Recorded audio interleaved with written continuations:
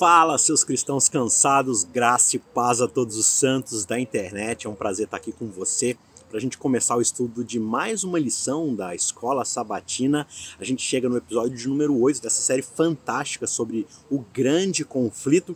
E hoje a gente vai falar de um tema que está no cerne da fé cristã. E é, na verdade, assim, um conceito muito profundo, muito transformador, porque ele toca a eternidade, que é o ministério de Cristo no santuário celestial. Talvez você já tenha ouvido sobre isso muitas vezes, poucas vezes, eu não sei, mas você já parou para pensar no que isso realmente significa e como essa verdade impacta a nossa vida, não só num futuro hipotético, mas no aqui, no agora, de forma prática? Então, hoje a gente vai dar um mergulho nas profundezas dessa doutrina vital e nós vamos explorar não apenas as bases bíblicas dessa verdade, mas como ela se aplica de forma prática e traz esperança para o nosso dia a dia. O conceito de um ministério celestial de Cristo, ele começa com a sua ascensão, ou seja, no momento em que ele sobe ao céu ali com os discípulos, né? Ele está lá diante dos discípulos, ele sobe, os discípulos observam isso, e aí após a sua ressurreição, então, Jesus ele não só sobe para o céu, para se sentar lá à direita de Deus, mas ele sobe para atuar, para se tornar o nosso sumo sacerdote, aquele que oferece a mediação diante de Deus por nós. Lá em Hebreus, no capítulo 8, versos 1 e 2, a gente lê o seguinte: agora, a principal coisa sobre o que a gente está falando, né, que o autor do Hebreus ali, ele está discutindo o tempo todo, ele fala assim, olha, agora eu quero que você preste atenção, porque o principal das coisas que a gente está falando no livro até agora é de que nós temos um sumo sacerdote tão grande que ele está sentado à direita do trono da majestade dos céus. Ele é ministro do santuário e do verdadeiro tabernáculo que Deus levantou, o Senhor levantou, não o ser humano. Esse verso ele mostra pra gente que Jesus está ativamente envolvido num ministério de intercessão e de advocacia. Ele está trabalhando o tempo todo em nosso favor. Só que, beleza, o que isso significa realmente na prática? E a gente pode traçar aqui algumas aplicações. Primeiro, essa verdade bíblica, ela assegura a gente de que nós não estamos sozinhos na nossa jornada de fé. A cada momento, em cada passo, em cada decisão que nós tomamos, Jesus ele está intercedendo por nós diante do seu Pai, diante do nosso Pai. Ele está lá apresentando as nossas necessidades, as nossas dúvidas, os nossos tropeços. Cada um de nossos desejos mais profundos, ele está lá intercedendo por nós diante de Deus. O próprio Cristo está fazendo isso. E essa verdade ela é extremamente reconfortante, especialmente nos momentos em que nós nos sentimos fracos, que a gente acha que não consegue superar aquele pecado específico, aquela luta na nossa vida, isso deixa a gente distante de Deus. Essa verdade, na verdade, ela está dizendo pra gente o contrário. Nós estamos mais perto de Deus do que nunca. Nós temos acesso direto a Ele por causa de Cristo. Então, o ministério de Jesus no santuário celestial, ele é esse lembrete constante para a gente do seu sacrifício perfeito e completo na cruz por nós. Um sacrifício foi feito, um preço foi pago. No mesmo livro de Hebreus, no capítulo 9, verso 2, diz para a gente que Jesus ele entrou de uma vez por todas no santuário celestial, lá no lugar santíssimo. E ele não fez isso com sangue de bodes e de bezerros, porque isso precisava ser feito o tempo todo, recorrentemente, mas ele entrou de uma vez por todas por quê? Porque ele entrou trazendo o seu próprio sangue, ele obteve uma redenção eterna por causa que o preço que ele pagou era um preço infinito. É por isso que a eficácia do sacrifício de Cristo ela é eterna e ela é completa. Então, isso significa que a salvação que Jesus oferece, ela não é temporária, ela não é limitada, ela não está presa às circunstâncias ali de animais que precisam ser renovadamente sacrificados, porque ela cobre todas as nossas transgressões e nos limpa de todo o pecado. De forma prática, isso deve influenciar como nós vivemos os nossos dias, porque nós sabemos que Cristo ele está lá no céu, intercedendo por cada um de nós. E por isso nós podemos enfrentar cada desafio diário com confiança, sabendo que alguém está zelando por nós. Ou seja, quando a gente luta contra tentações, contra pecados, nós podemos nos lembrar que Jesus é o nosso advogado e ele está ao nosso lado, pronto para nos ajudar a vencer as lutas mais difíceis. Porque ele não apenas entende essas nossas lutas, ele passou por elas, mas ele também tem o poder de nos dar a vitória sobre elas pela sua graça e pelo seu Espírito. Lembre-se que a atuação de Jesus no santuário celestial é uma garantia da sua presença contínua e do seu amor por nós. Ele está comprometido com a nossa salvação hoje, como ele estava quando ele caminhou sobre a terra e andou até a cruz e morreu por nós naquela cruz. Então que essa verdade ela inspire cada um de nós a viver com mais fé e com mais esperança. Agora, eu quero ouvir de você. Como é que essa verdade sobre o ministério de Cristo lá no Santuário Celestial muda a sua maneira de enfrentar os desafios diários? Compartilhe as suas experiências, os seus pensamentos nos comentários aqui embaixo. E se esse vídeo de alguma forma foi útil para você, não se esqueça de curtir, de comentar aqui embaixo, de compartilhar esse vídeo com outras pessoas e juntos nós podemos crescer na nossa compreensão e na nossa vivência de fé. Tá certo? Você já se perguntou como é que o tabernáculo que foi construído por Moisés lá no deserto, ele se conecta com o conceito desse santuário celestial? Vamos tentar desvendar essa relação fascinante e entender como é que a estrutura que foi criada aqui na Terra, do santuário terrestre, serve como uma maquete, uma figura, um tipo, como a Bíblia chama, do santuário verdadeiro lá no céu que é mencionado no livro de Hebreus. Quando a gente volta para Êxodo, lá no capítulo 25, versos 8, 9, 40, você vai ver várias instruções ali de Deus a Moisés para construir um tabernáculo que serviria como um local sagrado onde ele poderia habitar com o seu povo. Deus ele foi muito específico, muito detalhista nas instruções ali, enfatizando que o tabernáculo ele deveria ser feito exatamente como foi mostrado para Moisés lá na montanha. E esse detalhe mostra para a gente que cada parte ali do tabernáculo tinha um significado, tinha um símbolo a cumprir de forma profética, porque apontava, cada detalhe apontava para verdades ainda maiores, ainda celestes, espirituais. Quando a gente avança então lá para o livro de Hebreus, especialmente nos capítulos 8, versos 1 a 6, ali o autor vai apresentar para a gente, como nós já vimos, Jesus como esse sumo sacerdote de um verdadeiro tabernáculo que foi erigido, que foi construído por Deus, não por Moisés, não pelos seres humanos. E aqui a Bíblia está esclarecendo para a gente que, na verdade, o tabernáculo terreno era, então, essa cópia, essa sombra, essa maquete dos verdadeiros santuários celestiais. E essa palavra que é utilizada, tipo, né, na teologia bíblica, ela se refere justamente a uma representação simbólica de algo que é muito maior e que ainda viria. E aí a gente tem uma outra contraparte chamada de antítipo, que é a realidade final, que é o tipo, né, o tipo ali ele prefigura. Então, digamos assim que eu estou parado diante de uma fonte de luz e a minha sombra está sendo projetada. Essa sombra que me representa, que tem a minha forma ali, mas não completamente, ela é um tipo. E eu, que sou a pessoa real, eu sou o antítipo. Então essa é a linguagem que a Bíblia vai usar. E aí quando a gente está falando do tabernáculo ali de Moisés, o tabernáculo que ele recebe as instruções lá na montanha, ele constrói para estar ali o tempo todo com o povo, isso é o tipo, é a sombra, é aquilo que é projetado, mas que aponta para algo mais real.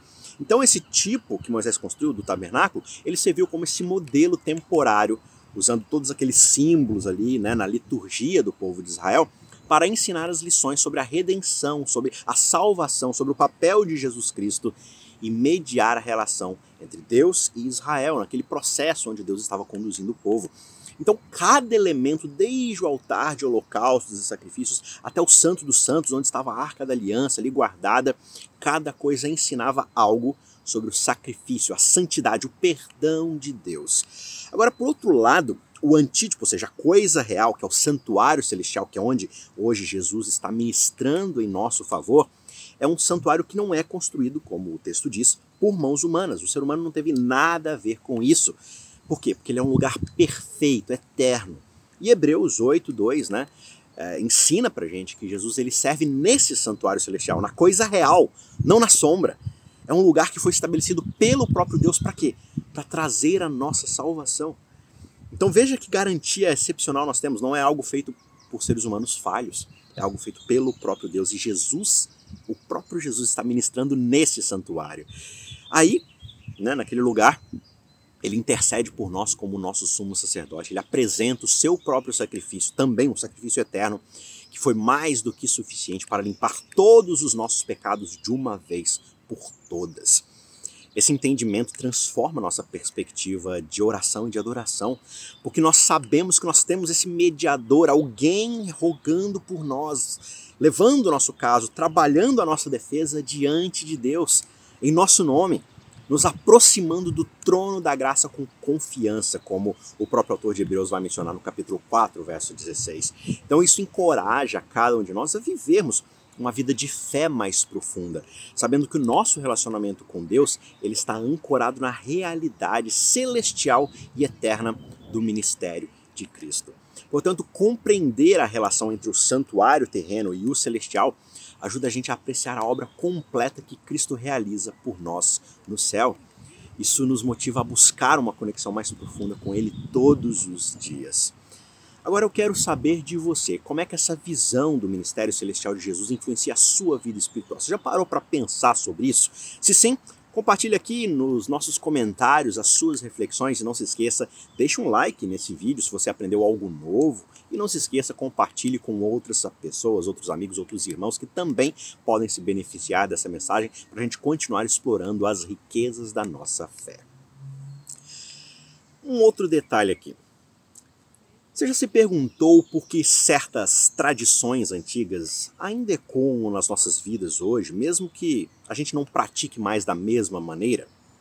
Um exemplo bem fascinante disso é aquilo que é conhecido pelo povo de Israel, pelo Antigo Testamento, como o Dia da Expiação, ou, no original, Yom Kippur. Ele é observado por Israel lá desde o Antigo Testamento e até hoje você vê certas linhas do judaísmo, né? Observando ainda essa tradição. Mas o cristianismo não segue mais, ipsis literally, né, esse momento. Mas o que é o Yom Kippur? Ele era esse dia central no calendário litúrgico do povo judeu e ele possui uma relevância muito importante para o povo e mesmo para nós agora, especialmente porque a gente vive debaixo de uma nova dispensação, de uma nova aliança conforme o Novo Testamento apresenta. Mas como é que a gente lida com esses detalhes? A gente vai dar uma olhadinha então nesse tema e tentar descobrir a importância contínua dessa prática tão antiga. Vejam, lá no antigo Israel, o dia da expiação, o Yom Kippur, que é descrito detalhadamente lá em Levítico 16 e 23, você pode ler se você quiser mais detalhes, né, sobre todo esse evento. Esse dia ele era um dia único no ano, onde o sumo sacerdote ele entrava no Santo dos Santos, no lugar mais sagrado, onde o próprio Deus estava, porque ele entrava lá para fazer essa expiação pelos pecados de toda a nação, para fazer de fato uma purificação de todo o arraial, de toda a comunidade ali de Israel. Então, era um dia para todo o povo de humilhação, de jejum, de reflexão profunda sobre todas as coisas que poderiam causar separação ali entre o homem e Deus, entre Deus e o seu povo. Cada pecado, cada má ação, cada injustiça era ali refletida pelo povo, porque era isso da qual eles queriam se livrar.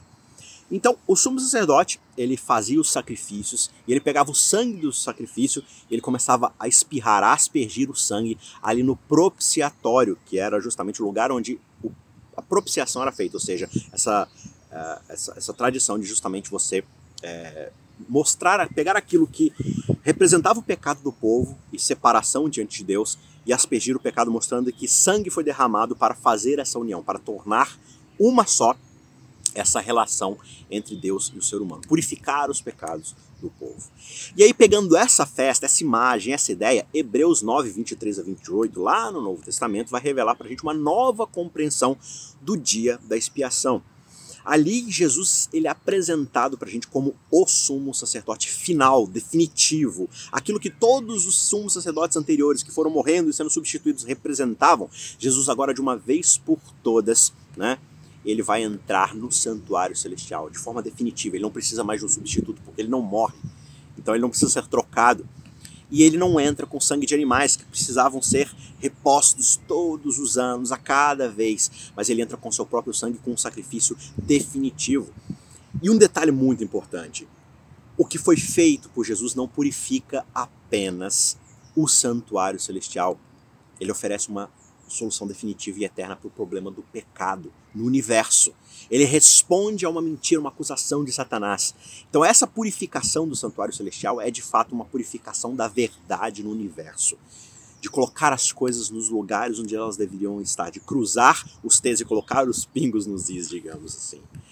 Então todos os problemas do universo são resolvidos ali, nesse momento no santuário, no sumo sacerdócio de Cristo.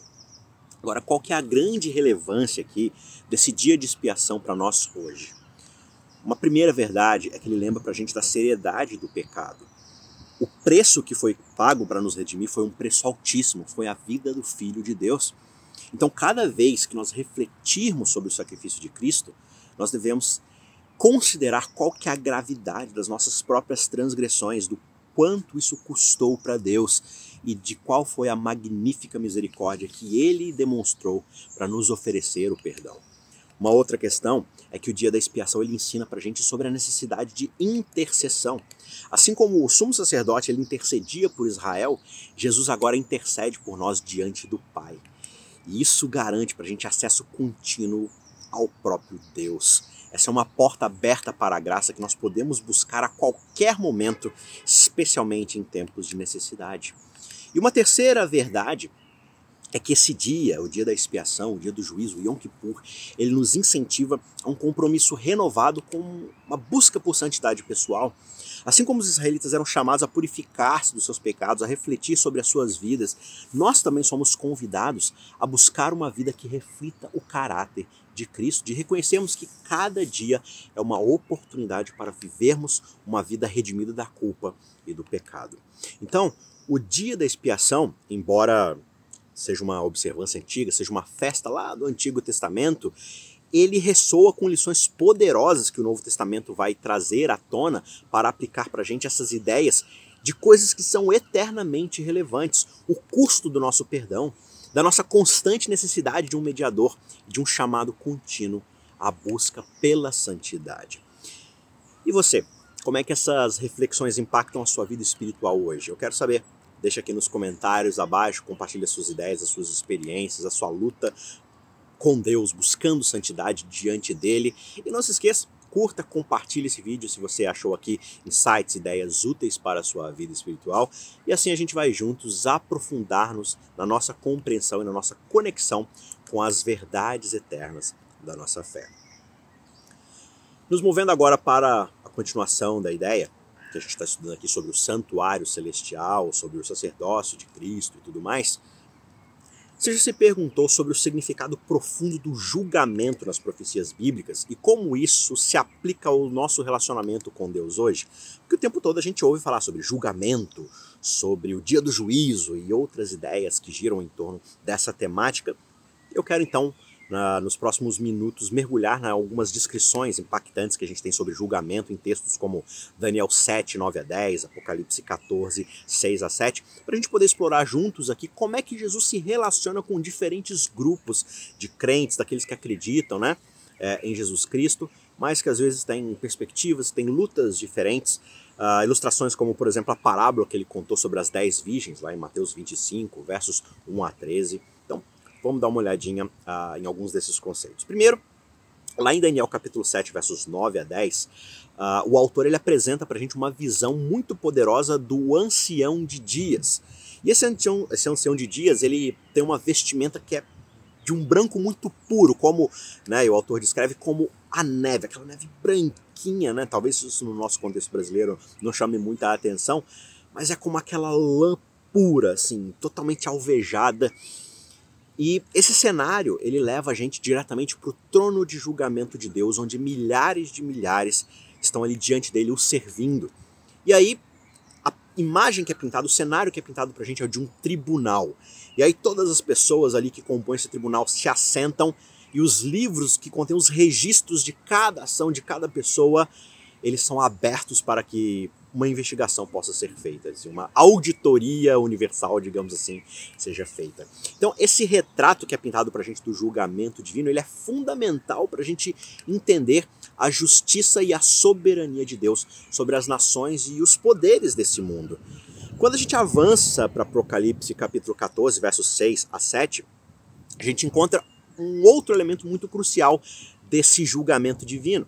Aqui um anjo, né, é pintado pra gente, descrito pra gente, voando pelo meio do céu, tendo o evangelho eterno, tendo a mensagem eterna do evangelho e proclamando essa mensagem a todas as pessoas que habitam na terra, a todas as nações, tribos, línguas, povos. E esse anjo, esse mensageiro, ele diz em uma voz muito alta: temam a Deus, deem glórias a Ele. Por quê? Porque é chegada a hora do seu juízo. Essa passagem, ela reforça pra gente a universalidade do julgamento de Deus, que alcança cada pessoa, cada nação, cada tribo. E essa mensagem traz um senso de urgência, de que nós devemos viver uma vida que honre a Deus, que obedeça a sua vontade, porque nós devemos reconhecer a sua autoridade final sobre toda a sua criação. Essas visões de um julgamento divino conduzem a gente diretamente, então, para imagens que a Bíblia vai pintando, como aquela que Jesus vai contar das 10 virgens lá em Mateus 25, versos 1 a 13. Ali Jesus ele faz uma distinção, né, entre dois grupos de crentes. Pessoas que acreditam, sim, que Deus existe, que Cristo vai voltar, mas que têm abordagens diferentes para essa verdade. Então ali na parábola que Jesus conta, existem as virgens, que são chamadas de sábias, de prudentes. E por que elas são prudentes? Porque elas se prepararam para o que vai acontecer e para o que possa acontecer. Elas levam óleo extra para suas lâmpadas para que elas nunca estejam apagadas. Mas existe um outro grupo de virgens ali esperando o casamento começar, que são chamadas de tolas, de nécias. Elas não estavam preparadas para a chegada do noivo. E essa parábola ilustra para a gente justamente a importância da vigilância, do preparo para entrarmos no reino de Deus, na festa do casamento que o noivo está preparando, que é Jesus Cristo. E a realidade do julgamento, ele implica que a nossa fé ela deve ser ativa. A nossa vida espiritual, ela deve ser diligente, ela deve ser observada com muito foco, e a gente perde esse foco muito facilmente, né? A gente deve refletir o tempo todo uma verdadeira relação com esse Deus, com esse noivo, que um dia vai dizer para nós: olha, eu não te conheço, desculpa. Ou ele vai dizer: seja bem-vindo, benditos de meu Pai. O julgamento, então, ele não é simplesmente uma doutrina sobre o fim dos tempos. Ele é um chamado diário para nós vivermos conscientemente na presença de Deus, reconhecendo que cada ação que a gente faz, ela está sendo exposta a todo o universo, mas principalmente aos olhos daqueles, ou daquele com quem nós teremos de lidar nesse julgamento, que é o próprio Deus. Então, essa parábola das 10 virgens, à luz dessa teologia sobre o julgamento, ela ensina pra gente que não basta simplesmente saber sobre Deus, conhecer sobre Deus de forma cognitiva apenas. Simplesmente conhecer verdades, isso é superficial. É necessário nós estarmos integralmente comprometidos em uma relação de preparação com esse Deus, para que quando Ele nos chamar para a festa, nós estejamos preparados para o que acontecer. Então, entender o julgamento nesses contextos de Daniel, Apocalipse, Mateus, desafiam a gente a refletir sobre as nossas próprias vidas espirituais. E quando eu digo vida espiritual aqui, eu não estou falando de algo separado do resto da vida, mas de que a nossa vida como um todo, se morremos para a carne e nascemos para o Espírito, nós somos espirituais, nós somos de Deus, nós vivemos para Ele. Por isso nós devemos estar prontos para o retorno de Cristo, seja quando Ele for acontecer. Então que esse entendimento motive você a buscar uma fé mais profunda e um compromisso mais sério com esse Deus. Enquanto isso, deixa aqui as suas reflexões sobre isso. Eu gostaria de saber o que você acha sobre essa perspectiva do julgamento, da parábola das 10 virgens, como é que isso afeta a sua vida espiritual, o seu preparo. Deixe os comentários aqui embaixo, compartilhe as suas reflexões e não se esqueça de curtir, de compartilhar esse vídeo se ele trouxe para você uma reflexão profunda. Você já se perguntou qual a verdadeira essência do Evangelho e como é que ela se manifesta no contexto do santuário celestial? Especialmente ali no lugar santíssimo, onde Jesus ele está ativamente trabalhando em nosso favor, conforme a gente viu sendo descrito lá em Hebreus. Eu quero agora explorar as boas novas que a gente encontra em Hebreus 4, 14 a 16, 10, 19 a 22. Esses textos eles revelam para a gente o coração da mensagem de esperança que fala pra gente do acesso direto que nós temos a Deus através de Jesus Cristo como nosso sumo sacerdote. A gente já deu algumas pinceladas sobre isso, mas eu quero me aprofundar um pouco mais agora. Veja, a carta aos Hebreus, ela oferece pra gente uma perspectiva muito rica e muito profunda sobre a obra de Cristo lá no santuário celestial, especialmente no que diz respeito ali ao lugar santíssimo. Hebreus 4, 14 a 16 encoraja a gente, digamos assim, a manter a nossa confissão, ou seja, quando nós aceitamos Jesus Cristo, nós confessamos o seu nome, ou seja, nós aceitamos ele como nosso Senhor e Salvador, nosso representante. Então, o texto encoraja a gente a manter essa verdade firme, esse compromisso com essa verdade firme no nosso coração como uma esperança, porque Jesus ele é um grande sumo sacerdote que entrou nos céus, ele entrou nesse santuário, ele entrou na presença de Deus e agora ele convida a gente a se aproximar com confiança ao trono da graça, ou seja, o lugar onde o próprio Deus está, aquele lugar que era proibido a qualquer um, até mesmo o sumo sacerdote estar. Agora nós somos convidados. Hebreus ele usa uma expressão muito interessante, né? Que Jesus, como se ele tivesse colocado uma âncora, né? Ele colocou uma âncora no trono da graça e jogou uma corda para nós. Então agora a gente pode subir essa corda e chegar no próprio trono da graça. É uma visão muito interessante. Então, essa passagem ela nada mais é do que uma ótima notícia, porque ela assegura a gente de que nós temos sim um representante diante de Deus que não apenas compreende as nossas fraquezas, mas que também nos proporciona misericórdia e graça em tempo oportuno. Lá em Hebreus 10, 19 a 22, existe também uma mensagem que se expande ali a essa mensagem do capítulo 4 e vai se aprofundando e explicando que por meio do sangue de Jesus nós temos ousadia para entrar no Santo dos Santos. Ousadia é a palavra-chave aqui, ou seja, a gente pode entrar sem nenhum temor, com confiança, porque aquilo que nos assegura essa presença é definitiva, é suficiente, é total. Antes a gente simplesmente podia ficar lá de fora e nem no pátio a gente podia entrar direito, só o sumo sacerdote podia ali acessar o tabernáculo e mesmo o Santo dos Santos era só uma vez por ano porque era um lugar muito sagrado e só para essa festa que a gente viu, que é o Yom Kippur, o dia do julgamento, para a expiação dos pecados do povo. Só que agora, por meio do sacrifício perfeito de Cristo, todos nós temos acesso direto a Deus. Isso não apenas nos liberta da culpa e do pecado que nós cometemos e que carregamos essa culpa, mas também nos permite viver uma vida de relacionamento contínuo e íntimo com o Criador do universo. Essas passagens, elas têm implicações muito práticas, muito significativas para a nossa vida diária. Primeiro porque nós sabemos que nós temos esse livre acesso a Deus através de Jesus, por isso nós podemos viver sem o peso constante da culpa que nós carregamos. Nós podemos trazer os nossos erros sem medo de sermos fulminados na presença de um Deus Santo. Todas as nossas falhas, todas as nossas preocupações, tudo aquilo que nos tenta, nós podemos colocar diante do trono de Deus, certos de que receberemos ajuda, de que seremos recebidos com graça e misericórdia, e não com condenação e morte.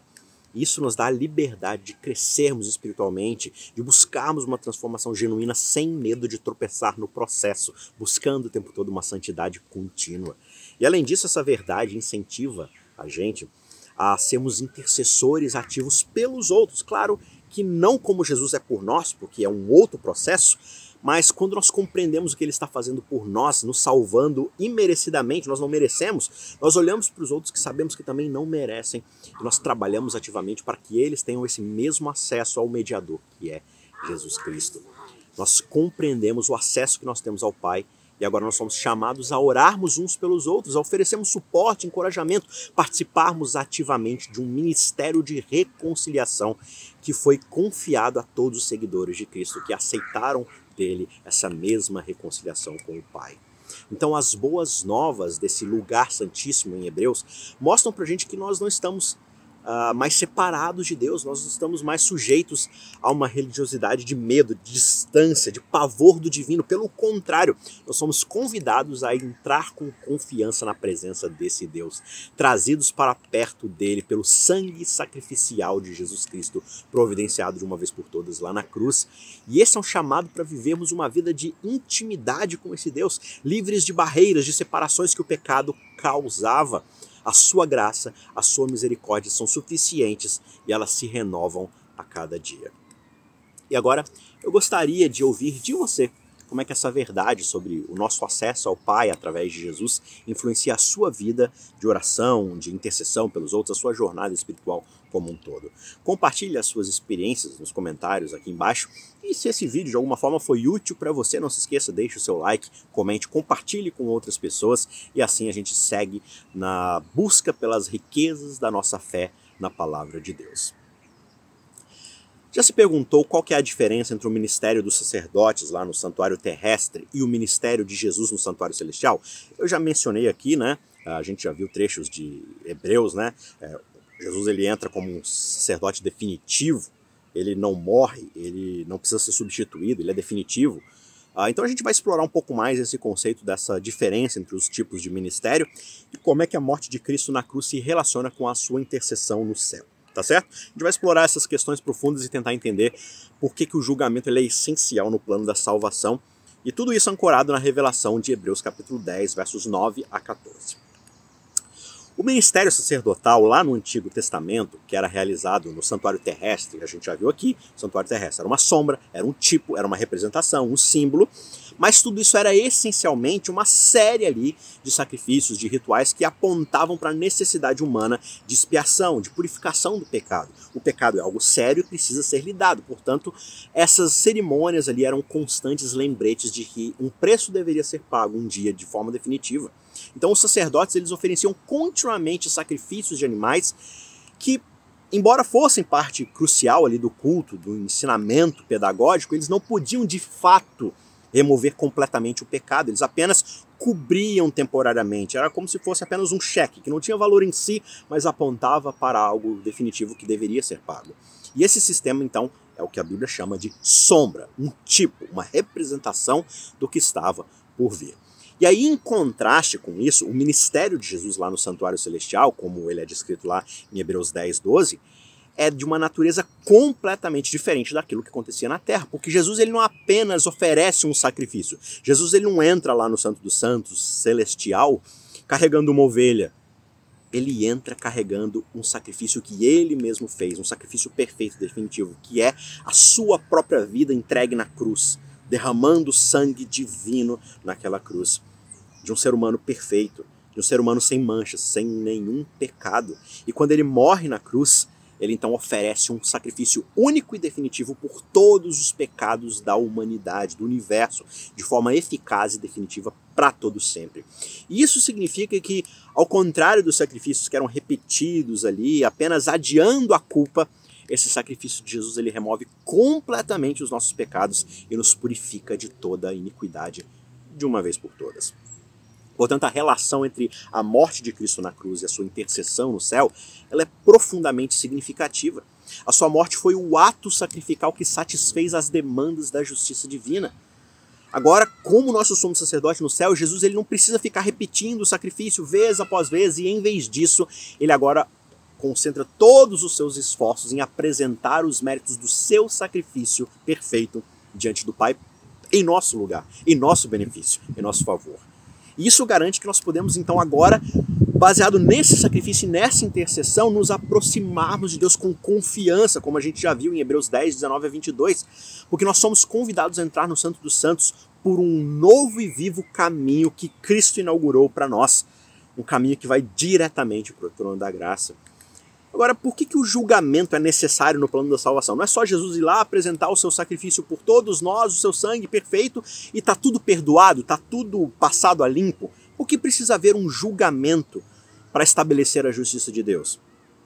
Porque a justiça de Deus ela demanda a correção do erro no universo.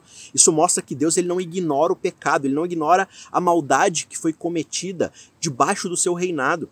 Não por ele, obviamente, mas pelos rebeldes do seu reinado. E ele trata esse assunto de uma maneira séria e justa. O sacrifício de Cristo e a sua intercessão contínua ali por nós, elas fornecem justamente a base para o nosso perdão e a nossa justificação, e elas asseguram que, apesar das nossas falhas, nós somos aceitos por Deus com base no mérito de Cristo, e não no nosso próprio mérito. Só que isso não significa que injustiça foi cometida. Né? Os sacrifícios eles não ignoram os pecados cometidos, porque os pecados são injustiças cometidas no universo perfeito de Deus. E isso precisa de reparação. Portanto, aqueles que não aceitam esse sacrifício, que se apegam à sua injustiça e declaram diante de todo o universo que permanecerão no caminho da injustiça, eles precisam ser tirados do universo perfeito de Deus. Porque, por mais que o sacrifício de Cristo seja definitivo, seja perfeito e cubra os nossos pecados, Deus não leva o pecado como algo corriqueiro. E Ele vai remover o pecado do universo de uma vez por todas. É isso que a gente aprende ali no dia do juízo. O arraial de Israel, o universo, precisa ser purificado do pecado, portanto, um julgamento é necessário. Agora, diante desse julgamento, terão aqueles que são inocentes, mesmo sendo culpados, porque aceitaram a intercessão de Cristo, e haverão aqueles que, como todos nós, são culpados, mas que não aceitam essa justificação. Então, enquanto o ministério terrestre estava lá limitado pelo tempo, pela eficácia reduzida ou quase inoperante de meros animais, o ministério celestial de Jesus ele oferece uma solução completa, eterna, definitiva para o problema do pecado. E esse é o cerne das boas novas. Jesus ele não apenas morreu pelos nossos pecados, ele está lá no céu como nosso advogado, garantindo a nossa salvação e a nossa contínua restauração à imagem de Deus. E diante de um julgamento, nós podemos ser declarados inocentes por causa dele. E você, como é que você vê o ministério celestial de Jesus na sua vida pessoal? Compartilhe aqui embaixo as suas reflexões nos comentários e não se esqueça, curta, compartilhe esse vídeo se ele ajudou você a aprofundar a sua compreensão de alguma forma, e aí a gente continua então crescendo em fé, apreciando aquilo que Cristo fez por nós de uma vez por todas. Para encerrar então o nosso vídeo, a nossa recapitulação da lição dessa semana, por acaso você já parou para pensar sobre a função do santuário, não apenas como um lugar de salvação, mas como um local de adoração e de glória a Deus? Eu quero então, para a gente encerrar o estudo dessa semana, explorar a rica simbologia do santuário de uma forma rápida, simples de entender, como é que ele serve a essa função de adoração, de doxologia, de glória a Deus, dentro da sua função soteriológica, ou seja, dentro da sua função de salvação. E como é que isso é um rico reflexo do caráter de Deus no seu plano para a humanidade. Lá em Jeremias 17, verso 12, o santuário é descrito como um trono glorioso, exaltado desde o princípio. E essa descrição eleva o santuário além de um mero local de rituais religiosos. Ele é apresentado como o próprio trono de Deus, ele é um símbolo da sua autoridade e majestade. Você já parou para pensar que a Arca da Aliança, que é chamada de o assento da misericórdia, tem todo o formato de um trono? Ele é o lugar onde Deus se assenta para julgar e governar Israel. Por isso, ali é a presença de Deus no Santo dos Santos. E isso, como a gente viu, representa algo muito mais eterno, muito mais universal. Ou seja, existe um lugar, o Santo dos Santos, que é o trono de Deus. O lugar onde ele se assenta para governar o universo. E esse lugar é o santuário celestial. De lá ele julga, ele governa como um rei todo o universo. Então, a gente precisa reconhecer que antes de ele ser, o santuário, ser um lugar ali de salvação, ele é um lugar onde a glória de Deus e a sua justiça é manifesta e reconhecida. Assim como num salão real, na sala do trono, o rei é exaltado pela sua majestade, da mesma forma, no santuário celestial, Deus é exaltado em toda a sua glória. Quando a gente vai lá para o Novo Testamento, a compreensão do santuário vai se expandir significativamente. Em 1 Coríntios, capítulo 6, 19 e 3, 16, Paulo vai ensinar para a gente que nós não somos apenas seguidores de Cristo, nós somos o próprio santuário de Deus, individualmente e em comunidade, e o Espírito de Deus habita em nós. Então, da mesma forma como existe o santuário celestial, da mesma forma como existe a representação desse santuário na terra lá nos símbolos e sombras do Antigo Testamento, nós somos também representação desse lugar onde Deus julga e governa, através das nossas vidas, ou seja, a presença de Deus na nossa vida não está confinada a um espaço físico, mas vive dentro de nós, dentro dos nossos corações, transforma as nossas vidas em locais de adoração contínua e lugares, ou seja, onde quer que nossos pés pisam, as pessoas olham para nós e elas percebem a presença de Deus e de que esse Deus precisa e deve ser adorado. Nós somos pontos onde a glória de Deus aponta para Ele, para Sua majestade. Além disso, lá em Hebreus 8, 1 a 2, nós somos introduzidos ao conceito de um santuário celestial, como nós já vimos durante essa semana, onde Jesus atua como nosso sumo sacerdote. E isso mostra pra gente que o plano de salvação ele é administrado diretamente na presença do próprio Deus. Cristo está intercedendo por nós no trono, diante do trono, no salão real divino. E essa visão ela é ampliada justamente do santuário para a gente, para poder reforçar a sua importância, não apenas como esse local de encontro com Deus, mas com a base de onde toda a redenção ela é orquestrada e executada. Por isso é tão fascinante você estudar sobre esse assunto do santuário. Quando a gente entende o santuário dessa maneira, aí a gente começa a falar de ideias como a limpeza, a purificação do santuário, que é mencionada, por exemplo, lá em Daniel e também no livro de Hebreus, né? A gente consegue ver isso como o processo pelo qual tudo está sendo restaurado à ordem divina e perfeita, tudo está sendo colocado no seu divino lugar. Isso é a purificação do santuário. O universo está sendo restaurado à perfeição que havia antes do pecado. E isso inclui não só a purificação dos nossos corações de forma individual, das nossas comunidades, das nossas igrejas, mas também uma reivindicação universal sobre qual é a verdade sobre o caráter de Deus. Qual que é o papel e qual que é o lugar da sua lei diante de todo o universo. Todas essas coisas fazem parte da ideia de purificação do santuário. Ou seja, o julgamento de Deus é Ele colocando tudo no seu devido lugar e restaurando tudo à sua origem e ao seu propósito original para a sua glória e a sua majestade. O modo como Deus administra o universo, esperando pacientemente até que todos tenham todos os fatos claros, como de fato uma análise investigativa, todas as coisas foram observadas, cada detalhe foi colocado, ou seja, esse Deus, além de glorioso, ele é humilde, porque ele não age como um tirano impondo a sua verdade, ele deixa tudo ficar claro, ele aguarda pacientemente para que todos nós possamos, no universo inteiro, termos a chance para analisar os fatos, vermos as provas e escolhermos livremente de qual lado nós vamos ficar, sem uso de força, sem coerção. E essa ideia é muito atraente e torna o Evangelho uma coisa tão preciosa, porque Cristo, Deus, a mensagem do Evangelho respeita a nossa liberdade e nos oferece todas as oportunidades de redenção que nós podemos ter. E é justamente essa paciência divina que nos fala de um Deus que valoriza o amor, a liberdade sobre o poder e o controle. Ou seja, ele não está interessado em impor a sua vontade através de poder e controle, mas por amor, por liberdade, oferecendo-nos a oportunidade de ficarmos ao seu lado por amor, por escolha. Então, quando nós compreendemos o santuário como esse trono de Deus, o lugar de onde ele governa e exerce a sua justiça e a sua misericórdia, a nossa perspectiva muda completamente. A gente não está olhando apenas para um sistema de salvação, mas para a manifestação do governo amoroso de Deus.